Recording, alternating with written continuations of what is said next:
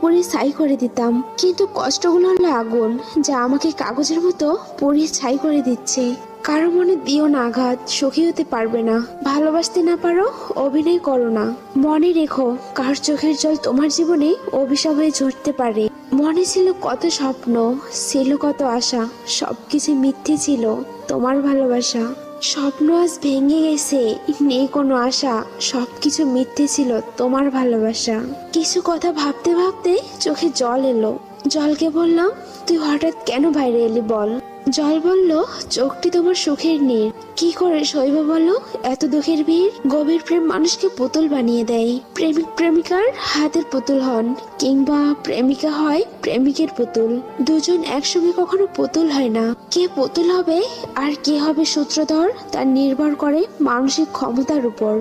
মানসিক ক্ষমতা যার বেশি, তার হাতে পুতুলের সুতা। ভালোবেসে যারা জীবন দিয়ে চলে গেছে, তারাই ভালো করেছে। তা না হলে প্রতিদিনই নতুন করে মনের মরণ হইতো। যখন কেউ ভালোবাসার মানুষটার সাথে থাকে, তখন সবারই খুব ভালো লাগে। তখন কেউ এটা ভাবে না যে এই মুহূর্তগুলো একটু পরে অতীত হয়ে যাবে আর রয়ে যাবে স্মৃতির পাতায়। যতদিন সে সাথে থাকবে, এই স্মৃতিগুলো হাসাবে, আর যখন সে থাকবে না, তখন এই স্মৃতিগুলোই আবার কাঁদাবে। দুটি চোখের কান্নার মর্ম যদি সবাই বুঝতো, দুঃখের পিছনেও যে সুখ আছে সেটা যদি